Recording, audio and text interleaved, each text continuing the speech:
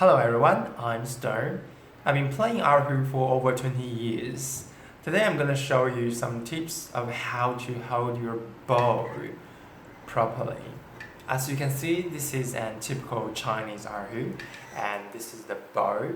The first step of holding a bow properly is actually relax. Okay, so relax your body, relax your arm, relax your wrist, relax your fingers. When you're relaxed, you can start to hold your bow. Okay, so the first step of holding a bow properly is actually to put your two fingers, that is your middle finger, your fourth finger, into the space between the bamboo and the horsehair. Okay, inside. As you can see, this is a little pad. So this pad is actually a place where you can put your two fingers onto that. Okay, so remember to put your belly of your finger onto the pad. Where is the belly? So this is the belly of a finger and this is the tip. Okay, so put the belly part of your finger onto the little pad of the bow. Put these two fingers inside the space and then gently on the little pad over here. The next step, step 2, is these two fingers. Okay, always remember to hold your stick with these two fingers.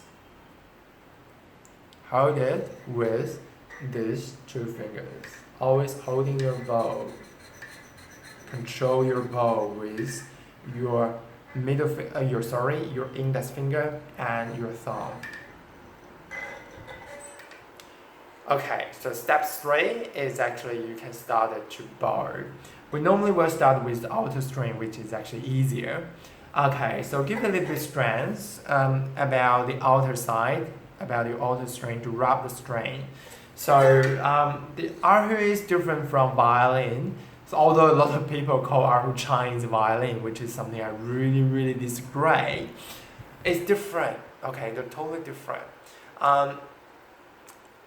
Each time you only rub this one string only. It's not like violin. You can play a couple of different strings together with the horsehair, right? But for Erhu it's different. So each time you only play one string, remember. So we started with the outer string first. So this is the start of the bow. This is the end. We're just pulling it out with outer string. Remember to check the position, of your right hand to make sure you're holding your bow properly.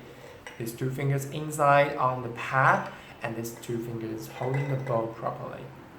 Okay, when you're ready, you can start it to play along with me in outer string.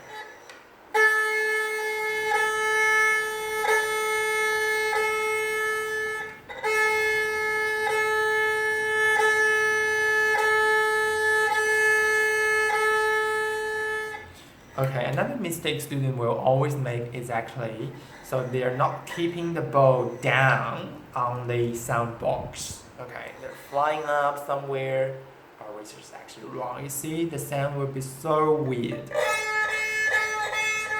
If you hear this kind of sound, check if you're putting your bow down the sound box.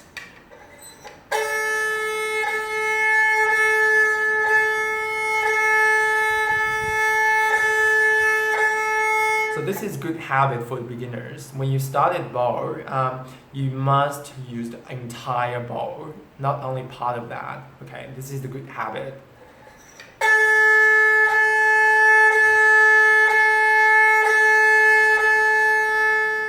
And the most important thing is actually please be relaxed. Okay, be relaxed. A lot of students, when they started, they're giving excessive strength onto their body, and they're holding the bow in a wrong way, pretty tight. They lift their shoulders and then they raise their wrist like this. So this is pretty awkward position. If you have a mirror, you just practice in front of the mirror. You can check your position if relax every part of your body.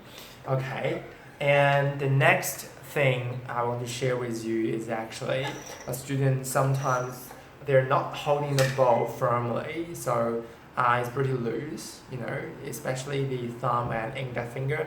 They're not holding these two fingers with the bow. The sound they produce will be pretty weak.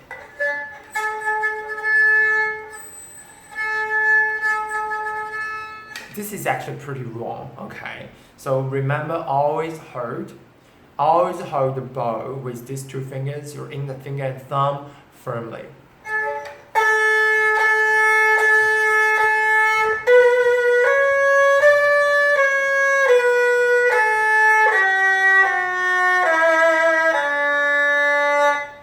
And also, when you play inside string, I always call it inner string. Remember, always give a little bit more pressure with these two fingers, your middle finger and your fourth finger or ring finger, onto the horsehair to touch the string properly.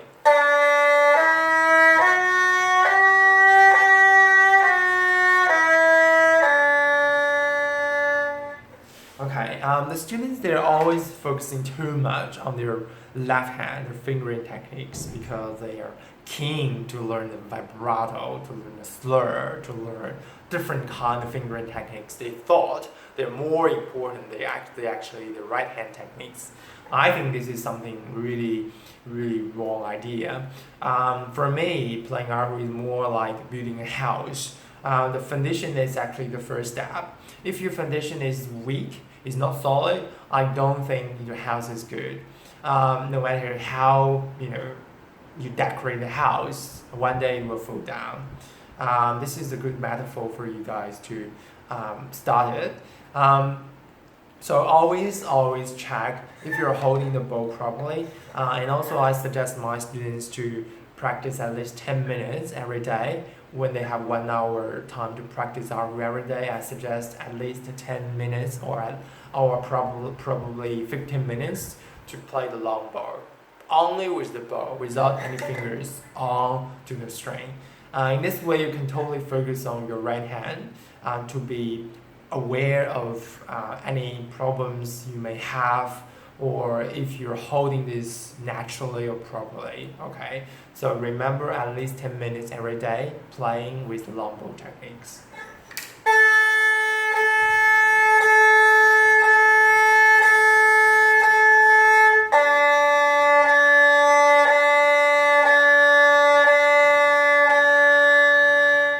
You can start to play with different rhythm, probably to speed up, or maybe keep the speed really, really slow.